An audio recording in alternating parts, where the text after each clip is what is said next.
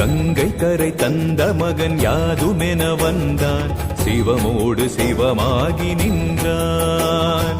விந்தை புரி தந்தை அவன் வீடு தர வந்தான், தந்தையதை உடையாக்கி நின்றான். நீருமென நெருப்புமென காற்றுமென நின்றான், வானுமென வழியாகினான், நிலமாகி உருமாறினான்.